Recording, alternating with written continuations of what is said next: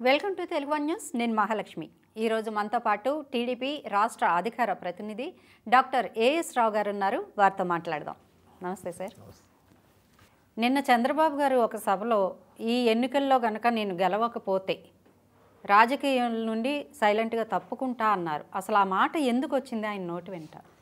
అంటే చూడండి, మనము ఒక 10 కిలోమీటర్లు 20 కిలోమీటర్లు తిరిగేసి ప్రజలను కలిసి వచ్చినప్పుడు ఈ ఏజ్లో ఉన్న వాళ్ళం మనమే అలసిపోవడం జరుగుతుంది.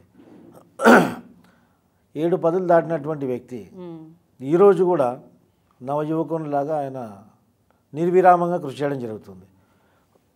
ఎందుకు గురించి? ఇప్పుడు చంద్రబాబు నాయుడు గారు ఆయనకు పదవులు కొత్త కాదు, అధికారం కొత్త కాదు. 3 సార్లు ముఖ్యమంత్రి అయ్యారు. దాదాపు 20 సంవత్సరాలు ప్రతిపక్ష నాయకుడిగా ఉన్నారు. దేశ రాజకీయ వ్యవస్థలో, రాజకీయ మొత్తం దేశ చరిత్రలో ఒక మచ్చలేనటువంటి నాయకుడు, ఒక రాజకీయ చాణక్యత, పరిపక్వత కలిగినటువంటి నాయకుడు చంద్రబాబు నాయుడు గారు. అది చాలా ఆయనకు. ఒక రాజకీయంలో ఆయన చేరుకున్నటువంటి డెస్టినీ అనేది it is more than enough. కానీ ఈ వయసులో కూడా వారు ఎందుకు ఇంత కృషి చేస్తున్నారంటే, ఒక అనాథ పిల్లలాగా వదిలేసినటువంటి ఆంధ్రప్రదేశ్ ప్రజలు, ఆంధ్రప్రదేశ్ని ఈ యొక్క కాంగ్రెస్ పార్టీ అన్సైంటిఫికల్గా, అశాస్త్రీయంగా ఈ యొక్క విభజన హామీలన్నీ కూడా అమలు చేయకుండా, లోటు బడ్జెట్ తోటి, ఒక రాజధాని కూడా లేకుండా, ఏం ఇన్ఫ్రాస్ట్రక్చర్ లేకుండా ఒక రాజధాని విభజన చేసి ఒక అనాథ పిల్లోడ్లాగా అది వదిలేసింది. దాన్ని ఒక పసిపిల్లాన్ని ఏ విధంగా మనం పెంచి పోషిస్తామో, పెద్ద చేస్తామో, తీర్చిదిద్దుతామో ఆ విధంగా ఒక భవ్యమైనటువంటి రాజధాని చేయాలి. ఈ యొక్క ఆంధ్రప్రదేశ్ రాష్ట్రాన్ని ఒక దేశవ్యాప్తంగా ఒక ఆదర్శ రాష్ట్రంగా నిలిపాలని చెప్పేసి అహర్నిశలు కృషి చేశారు. అడ్మినిస్ట్రేషన్ బిజీలో వారు నిర్విరామంగా 5 సంవత్సరాలు పనిచేయడం జరిగింది. అది అవకాశంగా వాడుకొని ఈ నత్తిపకోడి, ఈ యొక్క ప్రజలను మోసం చేసే మోసగాడు ప్రజల్లోకి వెళ్ళి ప్లీజ్ ప్లీజ్ అని చెప్పేసి ముద్దులు పెట్టి ప్రజలకు ఆచరణ సాధ్యం కానటువంటి హామీలను ఇవ్వడం వల్ల ప్రజలు మోసపోయారు. ఒకసారి మోసపోయారు ప్రజలు, మీరు తెలుసుకున్నారు. ప్రజల్ని ఈరోజు గత 4.5 సంవత్సరాల నుంచి ప్రజల్ని అనునిత్యం చైతన్యపరుస్తూనే ఉన్నారు. ప్రధికారం జగన్మోహన్ రెడ్డి అధికారంలోకి వచ్చిన తర్వాత ఇప్పటి వరకు ఏ రంగంలో కానీ అభివృద్ధి లేదు. గతంలో వ్యవసాయ కూలీలు, రోజువారీ కూలీలు అందరూ వలసపోయేది, రాష్ట్రంలో ఆర్థిక పరిస్థితులు బాగలేకుండా.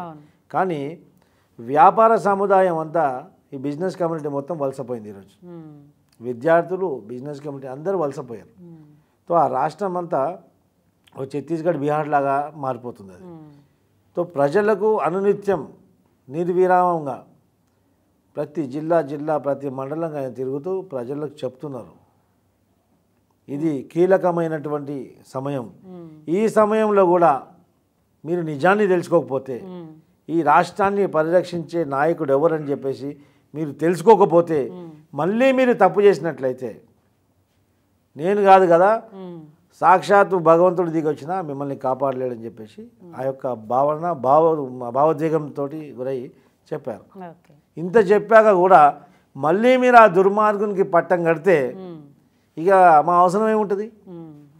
అంటే ఒకవేళ రాజకీయాల నుంచి చంద్రబాబు గారు తప్పుకుంటే నారా ఫ్యామిలీ నుంచి వస్తారా, నందమూరి ఫ్యామిలీ నుంచి వస్తారా అనే డౌట్లు కూడా ఉన్నాయి సార్ చాలామందికి. ఒక తెలుగుదేశం నాయకుడిగా, ఒక బాధ్యత కలిగినటువంటి అధికార ప్రతినిధిగా నేను చెప్తున్నాను, మేము చంద్రబాబు నాయుడు గారు తప్ప వేరొక సెకండ్ లీడర్ గురించి ఆలోచించే థాట్ కూడా మాకు లేదు. ఎందుకంటే కొన్ని పార్టీలలో అస్వస్థతగా ఉండి వాళ్ళు బాధ్యత సరిగా నిర్వహించలేకుండా ఒకరి పైన ఆధారపడి కార్యక్రమాలు చేస్తుంటే వాళ్లకు సరే ఈయన లేకుంటే ఎవరని చెప్పేసి అనుకుంటాం. ఈరోజు కూడా అందుకే చెప్తున్నా కదా, 76 సంవత్సరాలు నిండినటువంటి నవ యువకుడు చంద్రబాబు నాయుడు. ఆయనతో మేము కూడా పోటీ పడలేము. అలాంటి నాయకుడు మాకు ఉన్నాక మేము ఇంకో వేరే నాయకుడి గురించి కానీ వేరే పేరు ప్రస్తావించడమే మా పిచ్చితనం. అది మేము ఊహించలేము కూడా. సో చంద్రబాబు నాయుడు గారే మా లీడరు. ప్రజలు ఆయన భావోద్వేగం గురై ఆ మాట అన్నారు తప్ప ప్రజలు కూడా గుర్తిస్తున్నారు. ప్రజలు ఈరోజు అనుకుంటున్నారు చంద్రబాబు నాయుడు గారు రావాలి, వారి యొక్క అనుభవం ఈ యొక్క ఆంధ్రప్రదేశ్కి అవసరం. ఎందుకంటే అక్కడ రావణ కాష్టగా మారింది, రాక్షస పరిపాలన కొనసాగుతుంది, ప్రజాస్వామ్యం మొత్తం సర్వనాశనం అయిపోయింది, డెమోక్రటిక్ నామ్స్ బుల్డోజ్ అవుతున్నాయి అక్కడ. ఓకే. రాజ్యాంగం అనేది ఇంప్లిమెంట్ అవ్వట్లేదు, రాజ్యాంగబద్ధంగా అయినటువంటి ఏ వ్యవస్థ కూడా నడవట్లేదు. వ్యవస్థలను మేనేజ్ చేయడము ఇష్టం వచ్చినట్టు అరాచకాలు సృష్టిస్తుండ్రు. చట్టాలు కూడా ఇష్టం వచ్చినట్టు ఎవరిపైన పడితే వాటిపైన కేసులు, పోలీసులని ఇష్టం వచ్చినట్టు వాడుకొని అరాచకాలు సృష్టిస్తున్నారు. ఒక గర్భిణీ మహిళ పైన కూడా లాఠీల వర్షం కురిపిస్తే ఇంత అమానుషమైనటువంటి కార్యక్రమాలు బహుశా తాలిబాన్లో కూడా చేయకుండొచ్చు. అలాంటి అమానుషమైనటువంటి పరిస్థితి ఆడ ఆంధ్రప్రదేశ్లో దాపరిచింది. ఇంతకంటే ఏం పరాకాష్ట ఏం కావాలి? ఈ పరిస్థితి నుంచి బయటికి రావాలంటే ప్రత్యక్షంగా చూస్తున్నాం. జగన్మోహన్ రెడ్డి బాధితులు మాకు కలుస్తున్నారు కాబట్టి వాళ్ళ యొక్క బాధ చూసి పట్టలేక చంద్రబాబు నాయుడు గారు భావోద్వేగం గురై ఆ మాట అన్నారు తప్ప చంద్రబాబు నాయుడు గారు is our leader, is capable to manage Andhra Pradesh.